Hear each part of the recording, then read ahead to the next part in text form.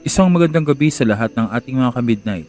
Panibagong yugto po tayo sa ating paboritong aswang serye na alias Itim na Hunyango, ang pinakamapanlin lang na antingero.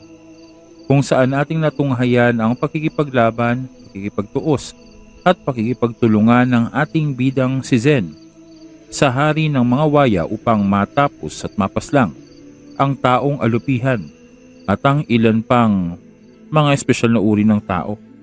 Nagawa na nilang madiskubre kung ano bang pinagmumulan ng kapangyarihan at kung ano nga ba talaga ang nasa loob ng simbolo sa kanilang noo. Matatandaan ng mga malaalupihang nilalang na naninirahan sa utak ng tao ang may gawa nito.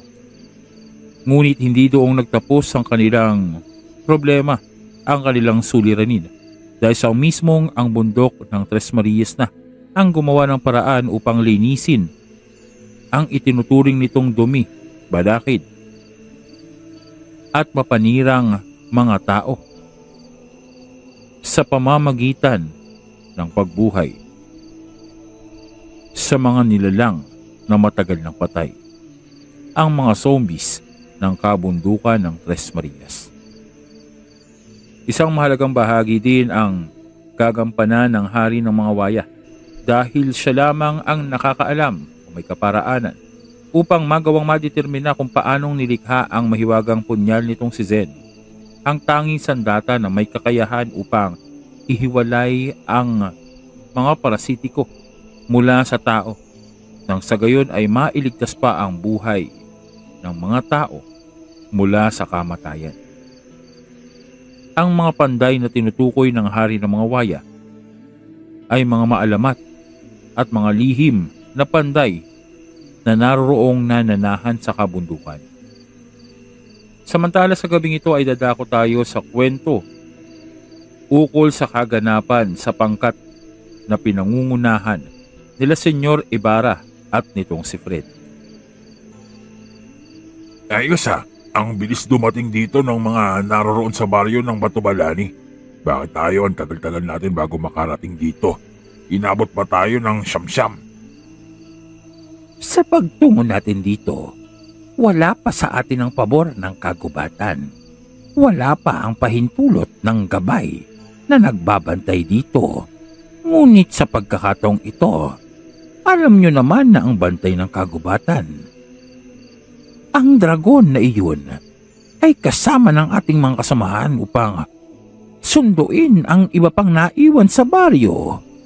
Bukod doon, kilala na natin ang matandang si Ursula na kasalukuyang namamahala sa kagubatang daraanan. Kaya naman wala ng peligro pa sa ating mga kasamahan. Tama siya.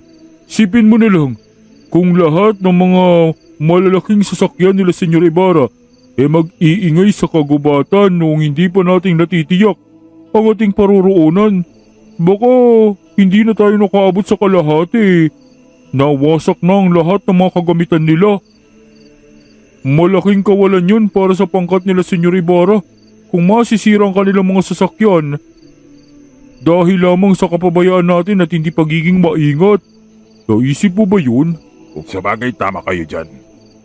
Isa pa, mahirap hanapin ang mga aswang kung dala-dala natin ang mga sasakyan ngayon. Siguradong matutunugan tayo at makakagawa sila ng paraan upang tumakas. Pero, anong gagawin natin dito? Bakit ba nating binabantayan ng lagusa na yan? Ang sabi nila Senyor Ibarra, kailangan muna nilang aralin ang komposisyon ng portal. Bukod doon, iba ang enerhiyang lumalabas mula dito. Hindi pang nasisigurado kung ligtas ba para sa lahat ng narirитong tao. Kaya naman ibig nilang aralin pa, tiyakin na ligtas ito.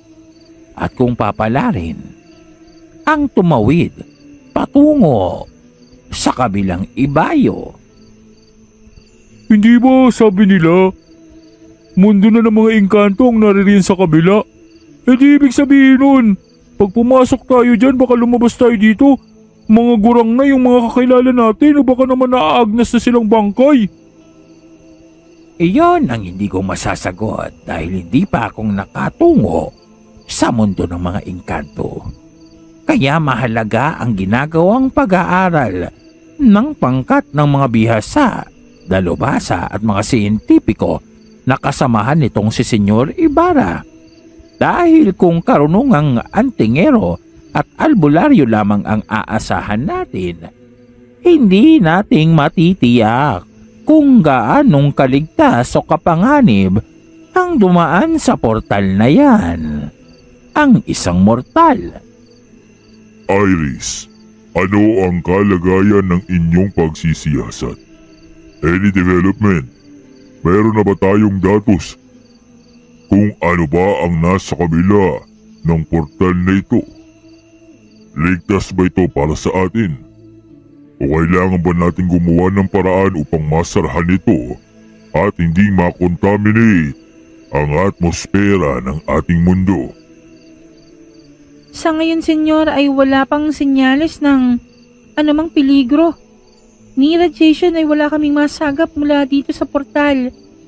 Wala ding mga mapanganib na hangin ang nagmumula dyan o enerhiyang maring makaapekto sa sistema ng mga tao. Kaya nga lang, kailangan nating tiyakin na sa sandaling tumawid dyan ang isang may buhay ay magiging ligtas. Nauunawaan ko. Alam ko ang inisip mo. Maaaring iba ang time concept ng kanilang mundo kumpara sa atin. Kagaya ng maraming usap-usapan at mga alamat ng mga taong kinuha ng mga engkanto. Ang ilan bumalik nang wala ng mga kamag-anak at pamilya at sinasabing ibang mundo na ang kanilang binalikan. Ang ilan naman na sinasabing ilang minuto lamang na naglaho ay buwan na pala at taon na nawawala sa mundo natin. Kaya kailangan nating matiyak kung ang portal na yan ba ay talaga bang patungo sa mundo ng mga engkanto. Dahil hindi tayong maaaring tumawid yan sa kasalukuyang kalagayan ng mundong ito.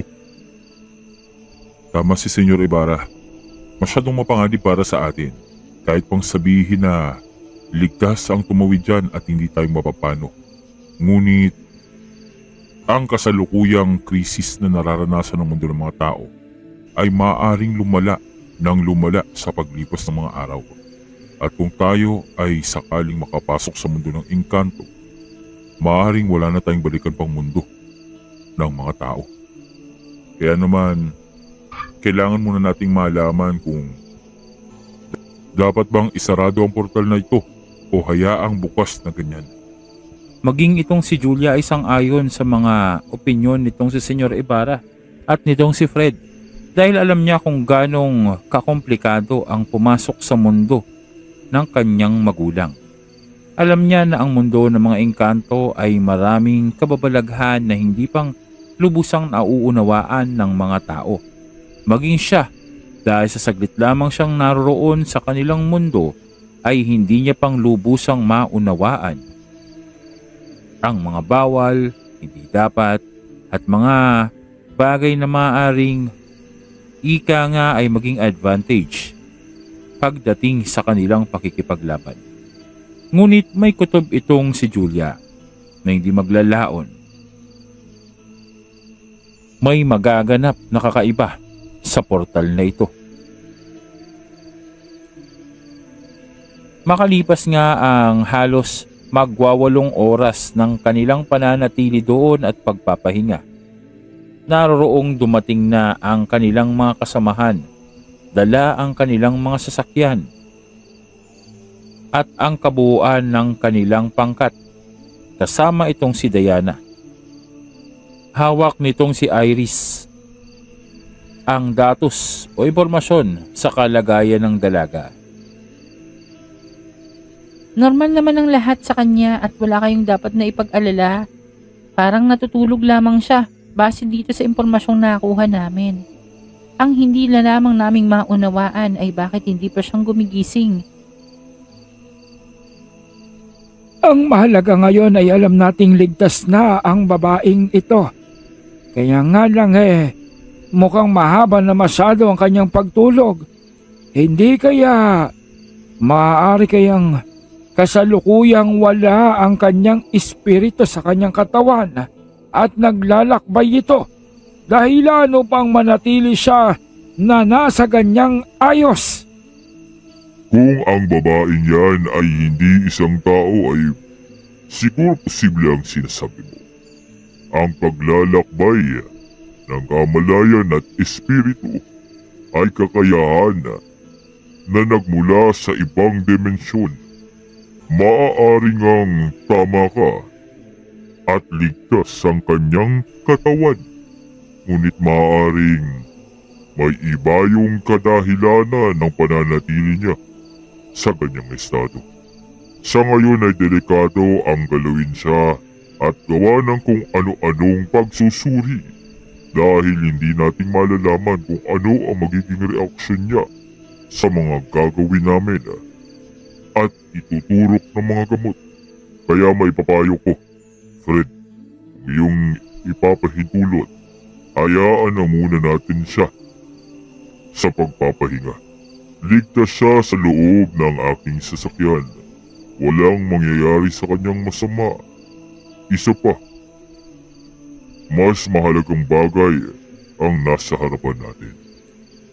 Ang mahalaga lang naman sa amin ay ang malamang ligtas itong si Diana. Wala nang iba. Kung kailangan niya ng mas mahaba pang pahinga, ibibigay natin yun sa kanya. Isa pa hindi ko pa rin nauunawaan kung paanong nakabilanggo siya sa ganoong uri ng kuweba at bakit may sumpang nakakapit sa kanya. Hayaan natin siyang mag-ipon ng kanyang lakas hanggang sa maging sapat ito at makaya niyang gumising ng kusa. Sa ngayon, Senyor, ang kailangan nating malaman ay kung anong peligro ang maaaring maidulot ng portal na ito sa atin at kung may kaparaanan na tayo upang maisara ito. Ayaw nating magkaroon ng ibang impresyon ng mga engkanto at ayaw din nating maging mapagsamantala ang magkabilang panig sa pagpasok ng walang pahintulot sa magkabilang dulo ng portal na ito. Delikado masyado para sa mga tao at delikado din para sa mga engkanto. Nauunawaan kita, binata. Maaring pagmulan ito ng isang digmaang hindi kakayanin ng mga tao kapag ang mga engkanto ay nagalit. Lalong-lalo na hindi nating maiiwasan ang ilan sa mga mapagsamantalang tao ay maaaring pumasok sa kanilang daigdig sa pag-iisip ng mga kayamanan at kakaibang uri ng relika at mutya. Kaya naman, kailangan nating malagyan ito ng seguridad hanggat hindi nating nalalaman kung paanong isasara ito at ibabalik ang selyo. Pero kuya, mawalang galang na. Anong gagawin natin oras na may lumabas na mula dyan sa portal na yan? Hindi naman tayong nakakasigurado kung mga kakampi ba sila o mga kaaway. Papaano kapag bigla silang sumalakay? Anong gagawin natin? Madali lang naman yan. Kung ibig nila ang mapahamak ang ating pangkat, ganun din ang gagawin natin sa kanila.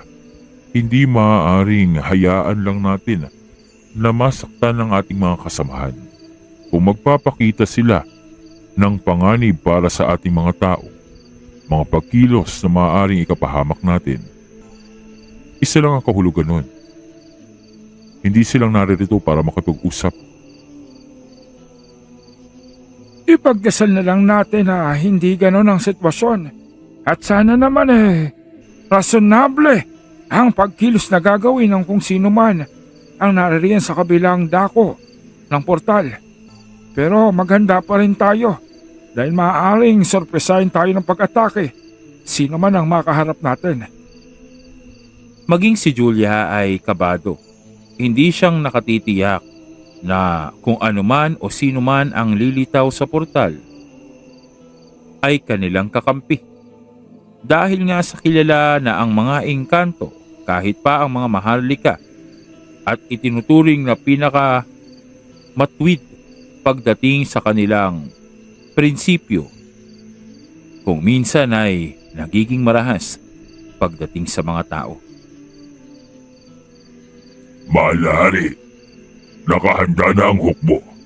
Handa na upang magtungo sa portal. Ang pangunahing daanan patungo sa mundo ng mga tao. Maihanda na namin ang mga kinakailangan sakaling maging marahas ang mga taong nasa kabilang ibayo. Hindi magdadalawang isip ang ating mga mandirigma upang burahin sila sa pag-iral. Sana naman ay pairalin nyo ang diplomasya. Huwag kayong padalos-dalos sa gagawin nyo dahil maaring makaapekto ito sa kabuuang kaligtasan ng ating mundo. Lalong-lalo na, nalalapit na ang pagsalakay ng mga rebelde ng mga itim na engkanto mula sa itim na kontinente. Tandaan nyo na ang susi sa pagtatagumpay natin laban sa kanilang pag-aalsa ay nakasalalay sa mga antingero sa mundo ng mga tao.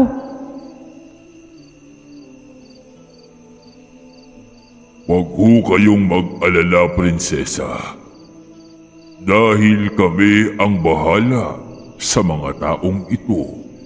Kung mapapatunayan namin na banta sila sa kaligtasan ng mga engkanto, ipapataw namin ang kaparusahan na nararapat sa kanila.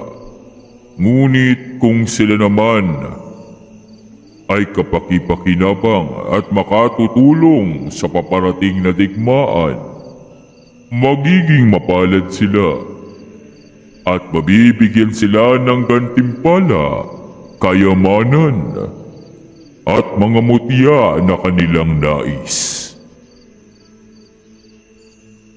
Kumilos na kayo. Tiyakin niyong magiging maganda ang resulta ng inyong pagkikipagkita sa mga tao. Bigyan niyo kami ng magandang balita. Bigyan niyo kami ng solusyon sa paparating na kaguluhan na likha ng mga dalakitnon. Kayo ang pinakamalakas. Kayo ang pinakamahusay na mandirigma ng mga engkanto. Kaya naman, General, inaasahan ko ang iyong kagalingan at ang iyong mahusay na pagpapasya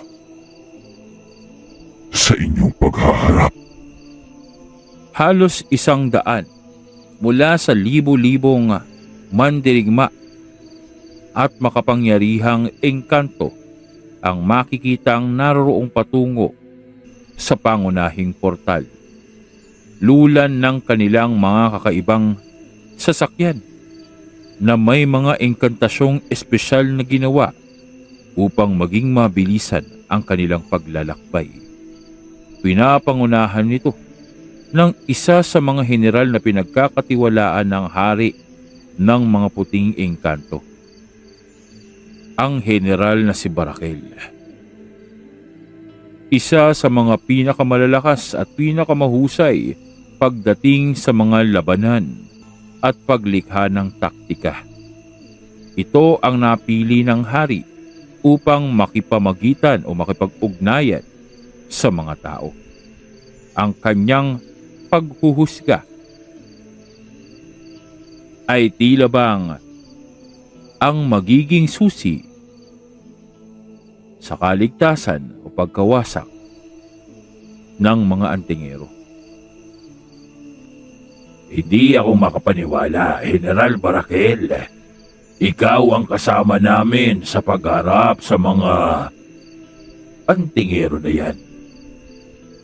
Hindi ko maisip kung paano nilang nagawang sirain ang selyo na inilagay natin upang mapanatili ang ating pagkakahiwalay, ang separasyon ng ating mundo sa mundo ng mga tao. Hindi nang lingid sa inyong kaalaman. Malikot ang isipan ng mga tao. Wala silang konsepto ng pagiging kontento sa mga bagay at karunungan. at patuloy silang sumusubok na lagpasan ang kanilang mga limitasyon. Kaya naman hindi na akong nagugulat pa kung nagawa nilang basagin ang selyong inilagay natin na ginamitan ng mataas na uri ng engkantasyon mula sa ating mga mahuhusay at marurunong pagdating sa mahika. Ngunit General Barakel, kung mabubuting tao lang naman ang nasa kabila, di ba hindi na dapat silang nagpagod pa at nagsayang ng enerhiya upang buksan ang portal, maliban na lamang kung ang mga taong nasa kabilang ibayo ay may masamang balak sa ating mundo. Hindi nating maitatanggi ang posibilidad na yan. Kaya naman kasama ko kayo ang 100 malalakas na mandirigma. Dahil kung mapapatunayan natin na sila ay banta sa ating buhay at sa kaligtasan ng mundo ng mga engkanto, tayo ang magpapataw ng hatol na kamatayan sa kanilang ginawa. Isang matinding kasalanan ang sirain ang selyo ng portal, lalong-lalo na kagagawa nito ng mga tao. Isang sagradong kasunduan ang selyong nailagay sa pangunahing portal mula sa pag-uusap ng isang maalambat na antingero at ng ating hari. Kaya naman ang ginawa nila ay paglalapastangan sa usaping iyon at sa kasunduang nilagdaan ng dugo ng 2 magiting na nilalang. Maiba ko. Hanggang sa mga panahong ito, hindi ko pa rin nakikilala o wala akong alam na impormasyon tungkol dyan sa tinatawag niyong kagalang-galang at maalamat na antingero na nagawang kumbinsihin ng ating hari upang aprobahan ang paglalagay ng selyo na naghihiwalay sa mga engkanto at sa mga tao. Anong uri ba siya ng tao? Sino ba siya? At ano ang nagawa niyang ambag sa ating mundo para parangalan siya ng ganito? Pasensya na, baguhan lamang ako sa hukbo at salat ako sa kaalaman tungkol sa kasaysayan nila. Sinasabing ang lalaking ito ay ang natatangit ng iisang antingero. Kinatawan ng mga tao na tumulong sa ating mundo upang masupil ang minsang pagtatangka ng mga itim na engkanto na sakupin ang ating mundo at patayin ang angkan ng hari. Ngunit dahil sa kagitingan, katapangan at kapangyarihan ng lalaking ito, nagawa niyang mailigtas ang ating mundo at nagawa niyang maipatapon sa bilangguan ang utak ng hibagsikan. Sa kasalukuyan ay namumuhay siya sa mundo ng mga tao at pilit na sinusubukang maging ordinaryo ang kanyang pang-araw-araw na pamumuhay. Ngunit ayon sa mga orakulo, darating ang isang panahon na muli nating kakailanganin ang tulong ng isang kagaya niya. Hindi tiyak kung siya uli ang tutulong sa atin. Mabagal ang kanyang pagtanda dahil na rin sa regalong handog sa kanya ng hari at ng prinsesang si Mayumi. Ngunit maaaring hindi na siya o hindi na ang parehong kaganapan ang mangyayari sa panahong ito. Kaya ibig malaman ng ating mahal na hari kung ang mga taong nasa kabilang dulo ng portal ay may potensyal upang tumulong sa atin. Tama si General Barakel. Bukod tangi ang lalaking yun. Isang beses ko lamang siyang nasilayan. Ngunit masasabi ko, hindi lamang sa panlabas na kaanyuan nasusukat ang kalakasan ng isang nilalang. Ang bayaning tao na si Eleuterio ang natatanging iginagalang na mortal nating mga puting engkanto.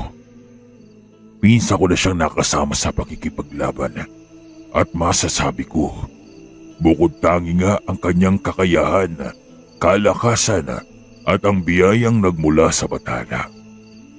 Kung makikita niyo lamang siya, masasabi niyo na hindi inaasahan ang kanyang kapangyarihan. Sana lamang kung paanong nakilala yung tinutukoy niyong Eleuterio, sana ay meron din sa mga taong yan. Nakikitain natin ngayon ang karapat-dapat upang igalang ng mga katulad nating engkanto at pagkatiwalaan. Alam niyo naman, halos 90% ng mga tao ay sakim, ganid, at walang pagkakontento sa kanilang mga kaparaanan.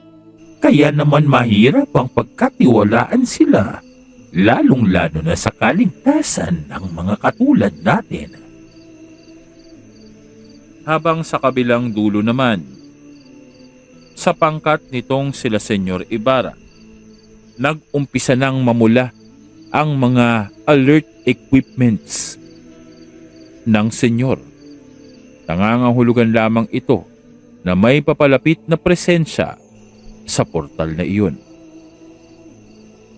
Magsipaganda ang lahat. Nakakasagap ng kakaibang puwersa ang ating mga devices. Mukhang may papalapit sa portal. Ipagbigay kaalam agad ito sa ating senyor. Ngayon din, ako nang bahala.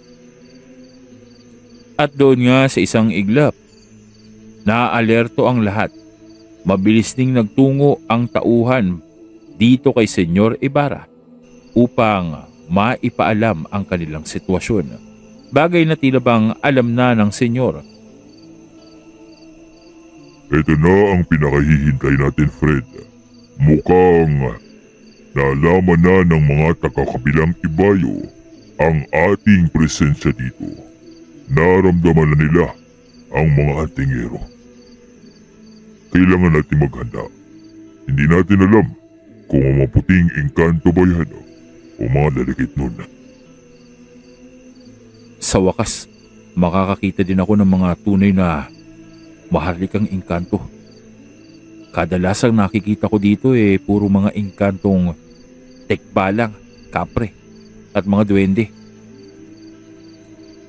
Parang gusto ko pero parang ayokong makita ang mga engkantong ito. Kinakabahan ako. Papaano kung hindi natin silang makasundo? Papaano kung bigla na lamang silang sumalakay sa atin? Anong gagawin natin? Tinatanong pa ba yan? Di ba natin silang pabalik? Ganun lang yun kasimple. Kung gusto nila tayong patayin, di paunahan na lamang. Hindi basta-basta kung engkantong kakaharapin nyo. Ngunit siguro naman, hindi silang maglalakas loob na magtungo dito kung tanging kaguluhan ang pakay nila. Dahil alam nila na hindi tayong basta-bastang magpapatalo sa mga katulad nila. Lalo pa at nagawang masira ang kanilang portal. Pero anong laban natin sa mga katulad nila? Hindi ba sila mga immortal? Di ba't hindi naman silang tumatanda? Bukod pa doon, kakaiba ang kanilang mga sandata ayon sa mga nasusulat. Isa pa, mas malakas ang kanilang karunungan sa mga buhay na salita.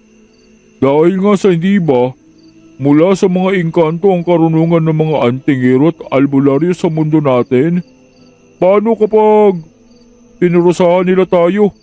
Paano kapag pinatay nila tayo dito? Sa mundong ito, ang malalakas ay nananatili. Ang mahihina, ay nasusupil. Ang mga walang desisyon sa buhay at takot sa parehong katotohanan at posibilidad ay mas malala. Kaya kailangan niyong magdesisyon. Ano ang ibig niyo? Manatiling buhay o ang mamatay? Abay, Tatang Carlos, siyempre mabuhay. Sino ba naman ang gustong mamatay kaagad nang hindi pang nagagawa ang lahat ng ibig gawin sa mundong ito? Isa pa, mga engkanto lang sila.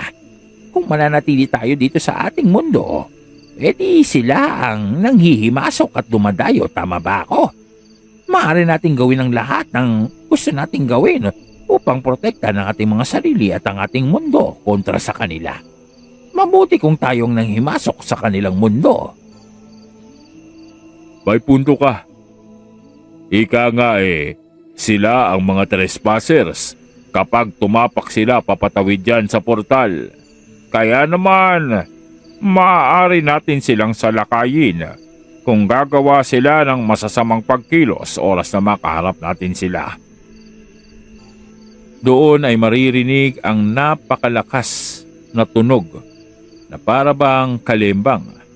Sunod-sunod, ito ay hudyat ng pagdating ng mga engkanto. Bigla na lamang nangamatay ang mga aparato nitong sila Senyor Ibarra nang makita nila ang tila bang mga figura ng nilalang sa kabilang panig. Naririto na sila. Indikasyon ang pagkamatay ng ating mga aparato ng kanilang presensya. Tunay nga na mas makapangyarihan ang kanilang teknolohiya. Napakalayo sa panahon natin dito sa mundo ng mga tao. Milya-milyang taon na ang layo ng ating karunungan sa kanilang karunungan pagdating sa teknolohiya. Ngunit huwag kayo mag-alala dahil bagamat gano'n ang katotohanan, pagdating sa biyayang kakayahan, talento at karunungan mula sa batala, hindi namang magpapahuli dito ang ilan sa atin. Sambit ni Senyor Ibarra habang nakatingin naman dito kay Fred, kay Julia, at kay Nonoy. Alam ng karamihan na naroroon na ang tinutukoy ni Senyor Ibarra ay ang tatlong malalakas nilang kasamahang antingero at antingera. Naghanda ang lahat, tahimik ang karamihan, nakaabang sa kung ano o sino ang lilitaw mula sa malatubig na portal. Unang lumabas ang general na si Barakel. Napakatangkad nito. Solido ang matipunong katawan. Kitang-kita ang kapal ng baluti nito at ang animoy napakabigat na sibat na tangan nito. Marahan nitong sinuyod ang kapaligiran. Tiningnan ang mga taong naroroong nakatingin pabalik sa kanya. Kasabay ng pagtaas ng kanyang kamay at paghudyat ng pagsunod ng kanyang mga kasamahan. Naging alerto itong sila Fred. Naghanda sa anumang biglaang pagkilos o pag-atake ng mga ito. Lalong-lalo na at tila bang lahat ang 100 ay nakasuot ng mga pandigmang baluti at mga pandigmang sandata. Nang magsalita itong si General Barakel. Pagbati mula sa mundo ng mga engkanto. Ako si General Barakel, ang kinatawan ng aming mundo. Ibig naming malaman kung sino ang responsable sa pagbasag ng selyo ng pangunahing portal. Tumayo sa harapan namin kung sino man ang may kagagawan nito. Saglit na natahimik ang madla. Hanggang sa naroroong makikita ang pag-abante nitong si Fred. Sa tingin ko ay ako ang sasagot sa katanungang yan. Ipagpaumanhin mo kung nagambalan namin ang katahimikan ng inyong mundo. Ngunit aksidente ang pagkasira ng inyong selyo. Kasalukuyan naming kinakalaban ang mga engkantong aswang na nanggagambala sa aming kagubatan at sa baryong kalapit nito. Sa hindi sinasadyang kaganapan, nadamay sa aming laban ang inyong portal at nabasag ang proteksyon nitong selyo. Kung gayon, ikaw lalaki, inaamin mo ba? Ikaw ang dahilan ng pagkasira ng selyo at muling pagbubukas ng pangunahing portal. Ipagpauman ninyo ang aking panghihimasok at pakikialam sa usapan nyo. Ngunit ibig ko lamang na itama ang inyong pagkakaunawa. Sa labanang naganap, ang mga engkantong aswang ang nagbalak na sirain ang selyo ng inyong portal. Sa kadahilan ng ibig nilang paslangin ang mga maharlika gamit ang kanilang mga nakuhang kapangyarihan mula sa aming mundo. Unang-una na, hindi ba't kapabayaan ng mga engkantong nasa inyong hanay kung bakit nasa mundo namin ang mga itim na engkantong aswang?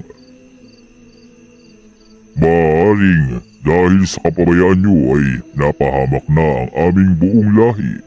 Ngunit salamat na lamang sa iilang mga individual na nagmabuting loob upang kaharapin ang mga nakawalang kriminal na engkanto upang matigil na ang kanilang kasamaan at patuloy na pamiminsala sa mga inosenteng tao. Grabe, ang lakas naman ng loob ni Senyor Ibarra para kausapin yung general ng mga engkanto. Pero may punto siya sa sinabi niya. Hindi ba kasalanan ng mga pulis ng mga engkanto kung bakit naririto sa mundo natin yung mga engkantong aswang na yun unang-una na?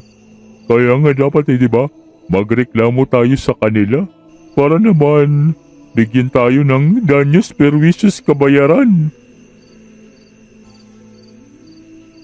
Hindi nagbabago ang ekspresyon ng mukha nitong si General Barakel. Ngunit sa loob-loob niya ay tama itong si Senyor Ibarra. Hindi nila itong inasahan mula sa tao. Na ang pakulugan ng mga sinasabi nitong si Senyor Ibarra, pagkukulang, kamalian at kasalanan ng mga puting engkanto kung bakit ang masasamang engkantong aswang ay naroroong naghasik ng lagim at kamatayan sa maraming tao. Kung tutuusin, ang mga tao ang dapat maningil ng kabayaran mula sa mga engkanto.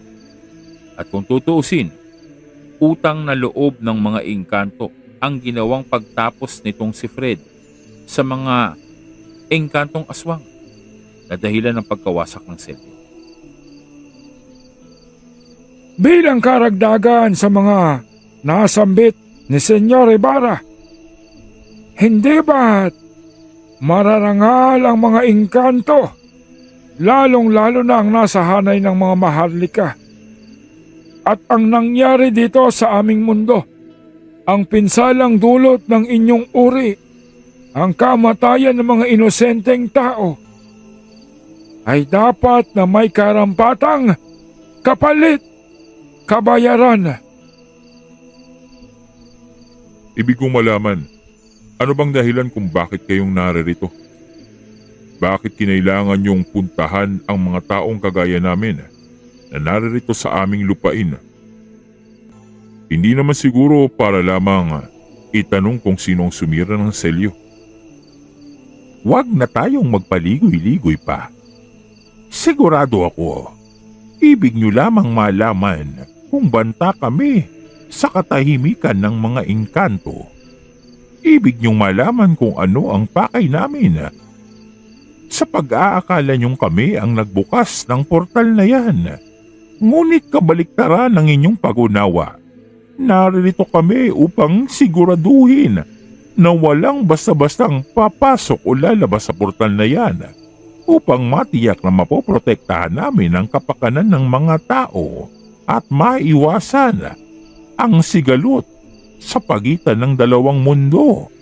Ngayon, kung ibig nyo ng kaguluhan, nakahanda kaming isakripisyo mga buhay namin upang pigilan kayo.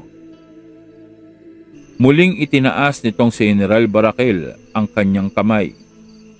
Sa pagkakataong iyon, lumapit ang isa sa mga tauhan. Tangan ang isang bilog na malakristal at iniabot ito kay General Barakel.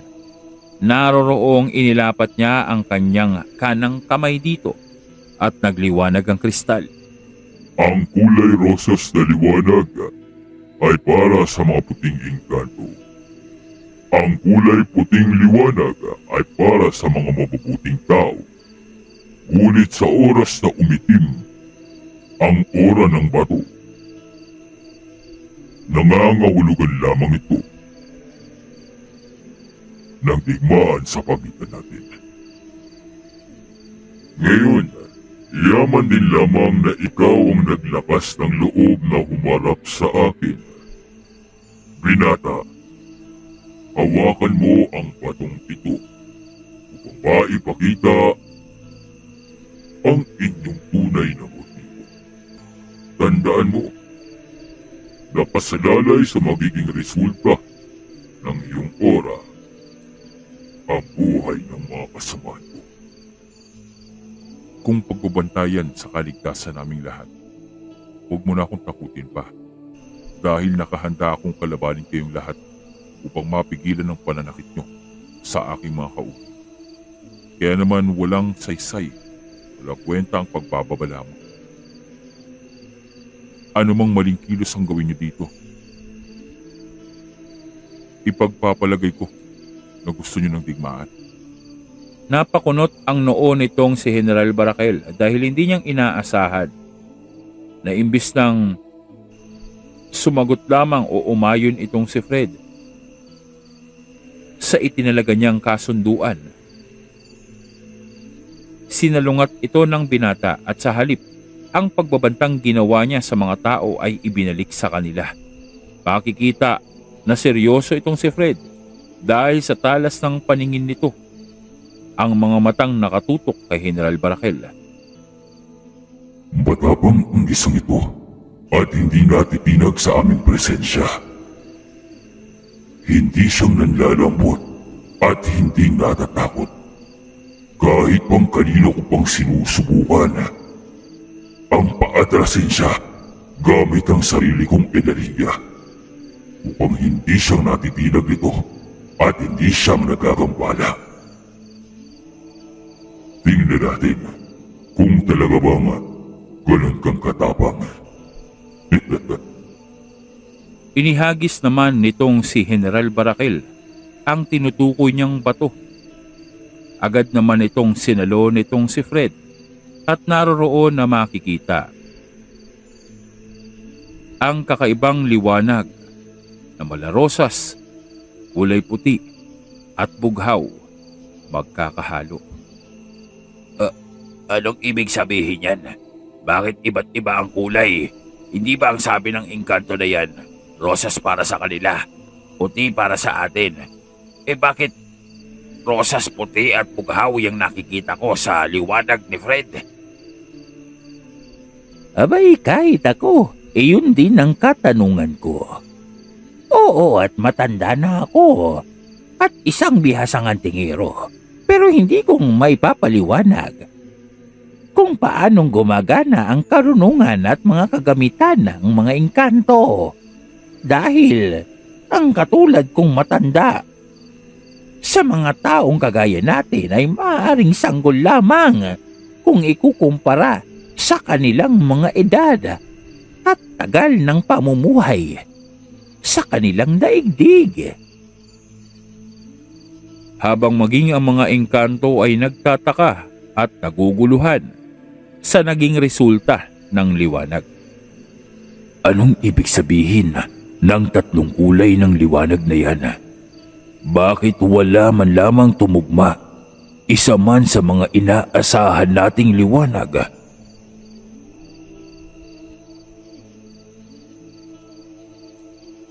General Barakel, salat kami sa karunungan pagdating sa kagamitan ng mga engkanto. Hindi naming nalalaman kung ano ang kahulugan ng liwanag na yan. Kaya naman maaari mo ba itong ipaliwanag sa amin ng aming maunawaan? Saglit na natigilan at hindi agad na nakasagot itong si General Barakel. Maging ang ilan sa mga engkantong naroroon ay nakayuko lamang.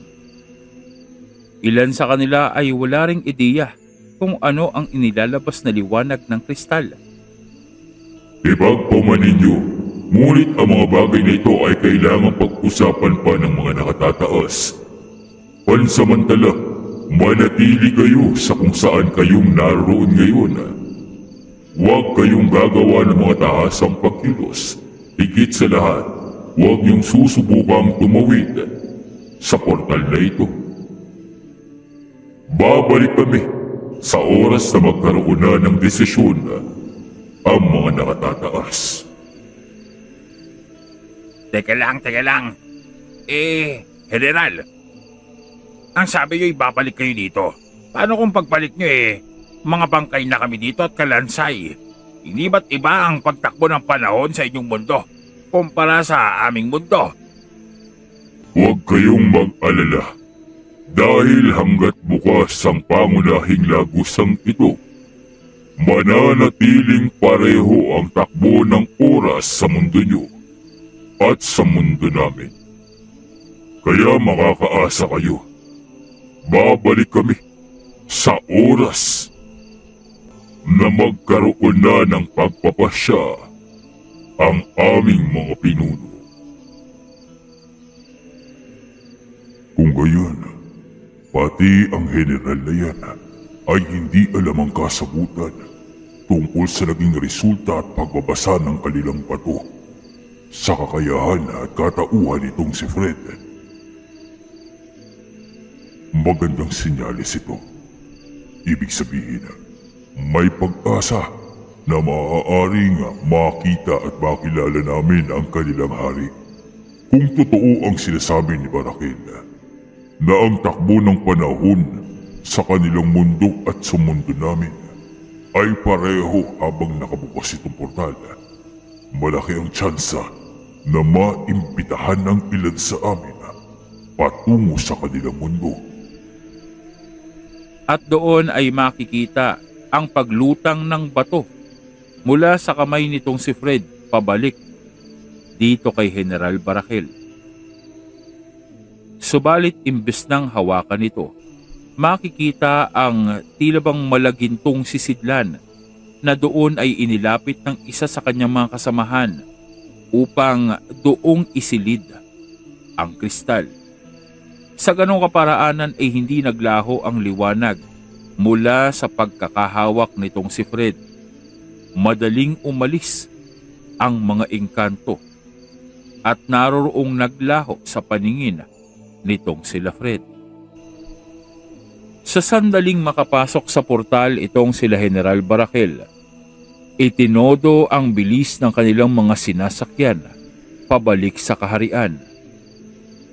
Tila yata ang kanilang nalaman ay bagay na kailangang agad na maipaalam sa kanilang hari. Labis ang pagmamadali na hindi nang nagbigay pa ng kautusan itong si Barakel sa kanyang mga kasamahan. Naroroong nakasunod na lamang ito sa kanya.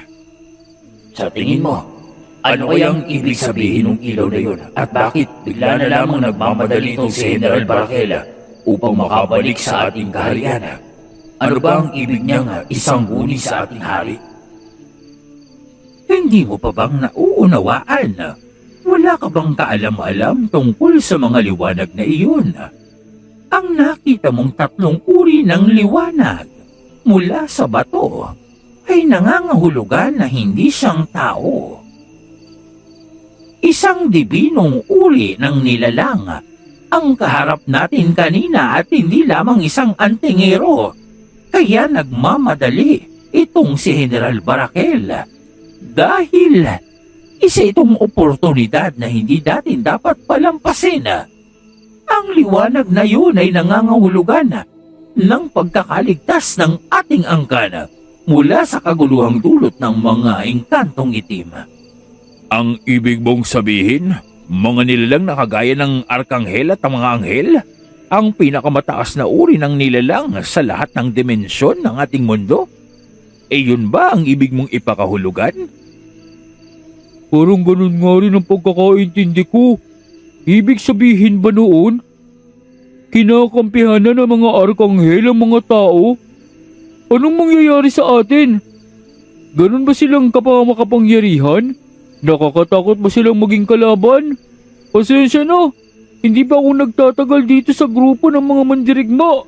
Kaya gusto kong malaman kung sino ba talaga yung kaharap natin at ano siya.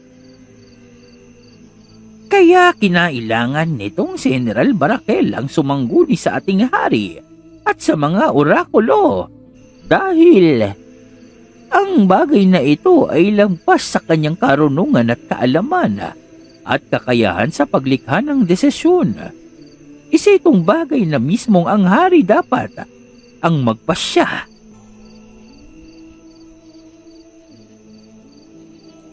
Mahal na hari, pabalik na po dito ang pangkat nila General Barakel at namamataan na po ang kanilang pwersa. Tila yatang nagmamadali sila at may mahalagang balita sa inyo. Kung gayon, ihanda ang bulwagan. Ibig kong marinig ang kanyang ulat. Tingnan natin kung ano ang naging resulta ng kanilang pakikipag-usap sa mga antingerong yun. Oras ang kalaban natin dito. Hindi tayo maaaring mag-aksaya ng anumang panahon dahil hindi nagsasayang ng oras ang mga dalakit noon.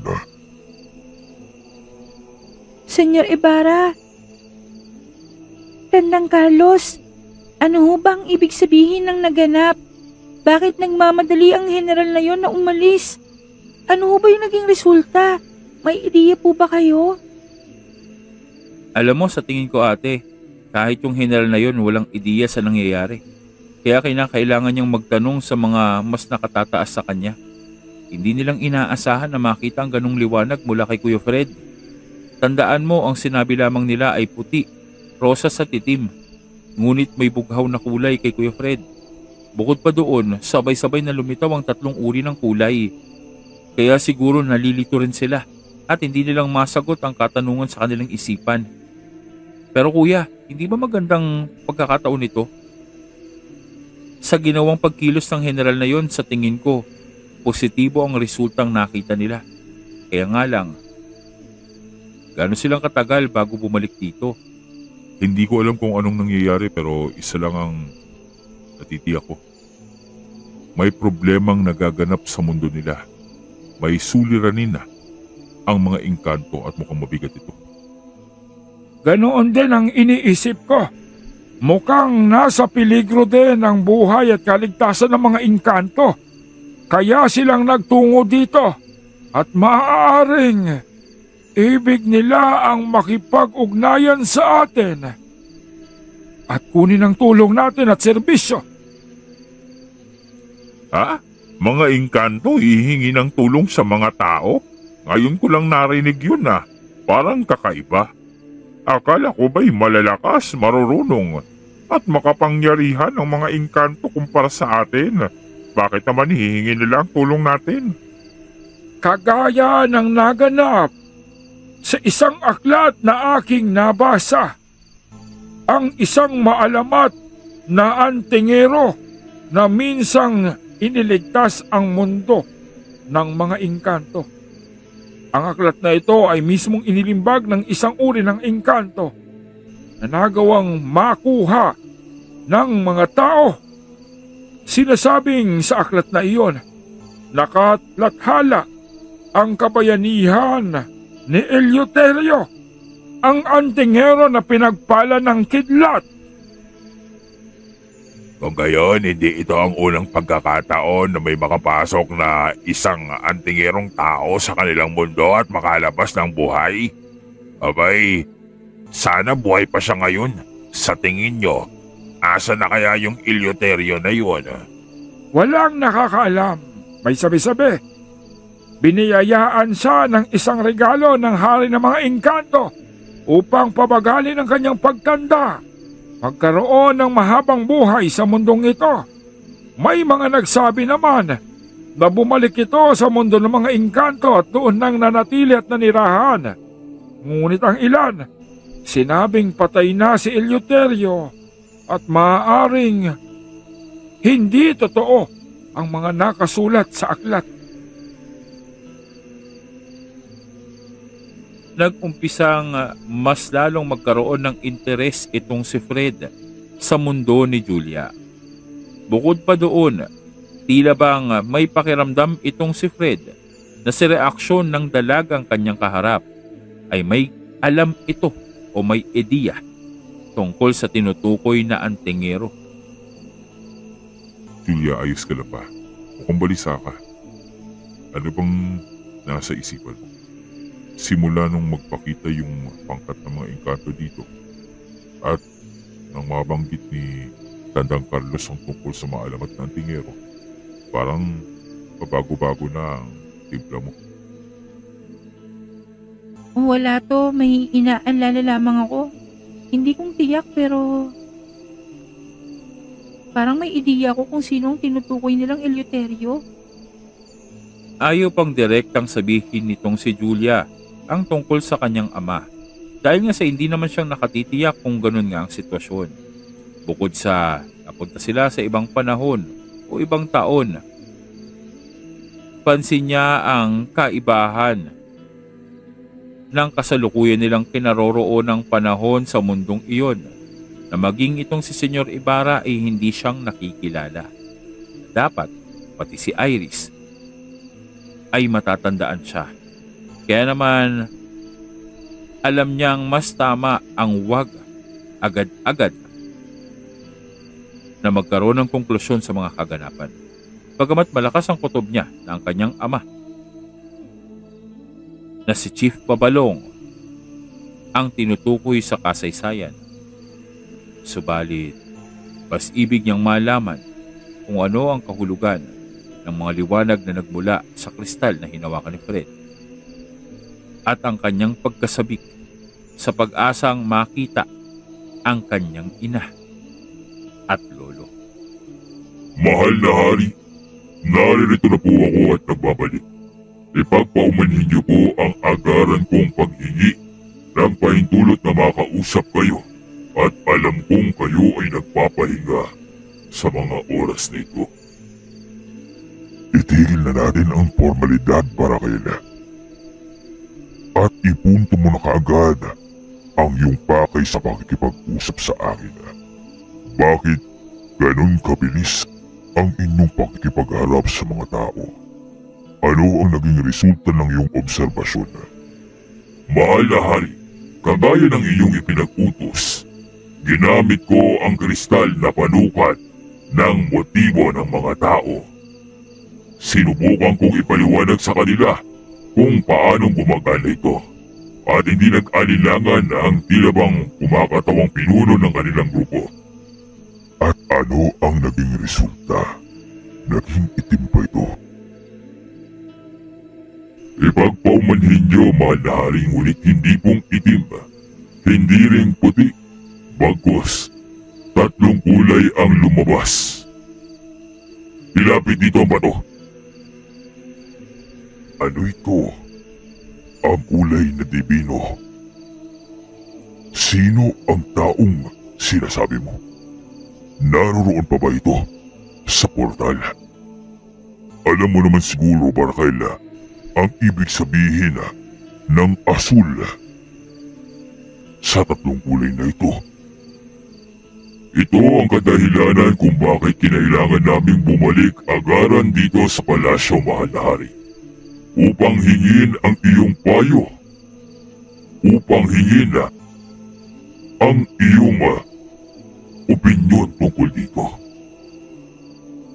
Inaamin kong lagpas ito sa aking karunungan at kakayahan sa pagpapasya. Ang mga dibinong nilalang ay mas mataas sa atin Sila ang pangunahing nilalang at dimensyon na nagtataglay ng karunungan at kapangyarihan na hindi natin kayang tapatan. Kaya naman ayaw kong gumawa ng mga tahasang desisyon na maaaring mas ikapahamak ng ating lahi. Ikaw ang nakakita ng personal sa nilalang na may dibinong enerhiya. Ano sa palagay mo, General? Kakampi ba siya o kaaway? Maaasahan ba natin ang kanyang pagtulong sa nalalapit na kaguluhan na dala ng mga dalakit nun? Dahil kung hindi, ipag-uutos ko ang agarang pagsasara ng selyo sa portal. Dahil panganib ang dala niya kung kalaban siya. Hindi ko masasabing kalaban siya, ngunit hindi ko rin masasagot kung kakampi ba siya. May paninindigan ang taong ito. May sariling prinsipyo at bukod doon, handa siyang gawin ang lahat upang protektahan ng mga tao. Kung iyong mamarapatin, mahal na hari, maaaring ang iyong presensya ang magpabago sa sitwasyon natin. Isang kaibangan ito. Hindi maaaring humarap ang ating hari sa kung kani-kanino na lamang dahil lamang sa resulta ng batong yan. Paano kung isa lamang itong palabas at patibong at sa oras na makaharap nila ang hari na maaaring inaasahan nila ay gawin nila ang maitim nilang binabalak? Tandaan nyo, mautak at maraming pandarayang alam ang mga tao. Ang manipulasyon ay isa na dito. Kaya naman, napakapiligroso ng iniisip mo, General Barakel. Kung gayon, mahal na tagapagpayo, kung iyan ang iyong opinyon, iminumungkahi ko ang pagsasara ng pangunahing portal upang mapigilan ang kanilang pagpasok dito, upang huwag nang lumala pa ang ating sitwasyon. Sa tingin ko ay kailangan nating harapin ang mga kalabang engkantong itim nang walang tulong mula sa mga tao. Dito ay walang naitugon ang punong tagapagpayo ng hari ng mga engkanto. Dahil tama itong si General Barakel. Kung sa tingin ng mga nakatatahas na hindi makakatulong ang ideya niya sa pagsama ng hari upang kausapin ang mga taong naroroon sa kabilang dulo, wala nang saysay pa ang paghintayin ng mga ito at wala nang saysay pa ang panatilihing bukas ng portal. Dito nang nag-isip ang hari at dumating sa isang konklusyon. Ihanda niyo ang aking karwahe. Tama si Barakel. Ang suliraning ito ay aking responsibilidad.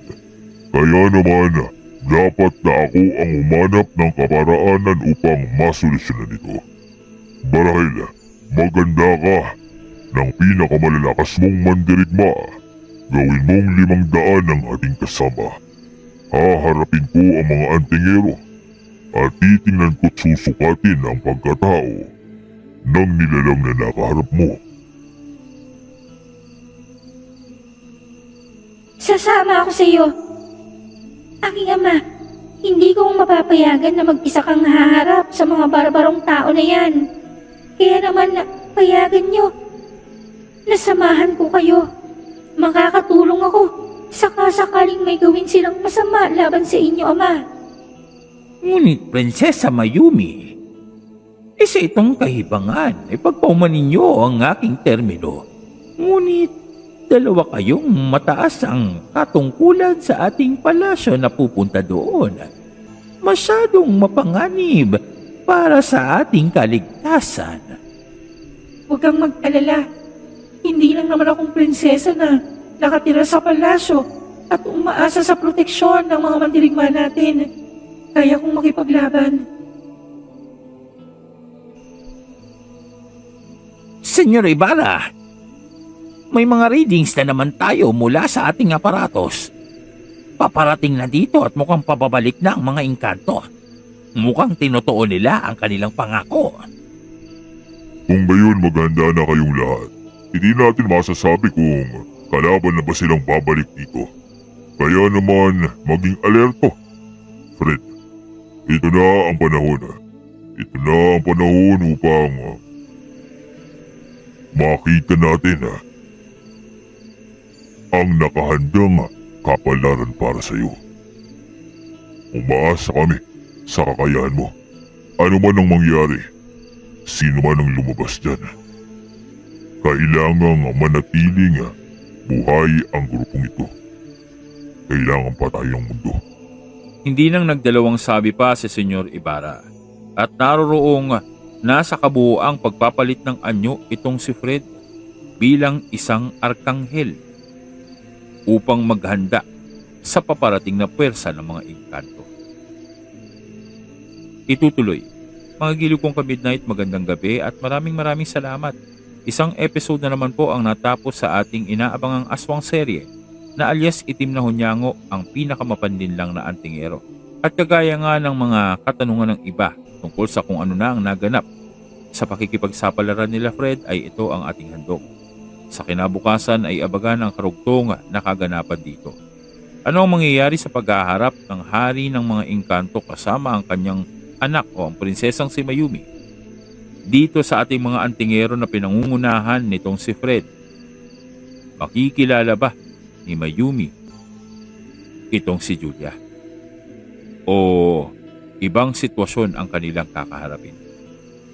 Huwag pong kalimutan ang pag-iwan ng like at comment sa video na ito at i-share na rin po kung hindi nakakaabala. Mag-subscribe ka na rin kung hindi ka pang nakapag-subscribe upang manatili kang updated sa ating mga kwentong inilalapag sa araw-araw. Maraming salamat po at patuloy po nating suportahan ang ating Proyekto Piso at ang ating membership program. Nasa pinned comment po ang detalye. Lubos ko pong ipinagpapasalamat ang inyong walang sawang pagtulong, pagsuporta at pagtangkilik sa ating mga istorya.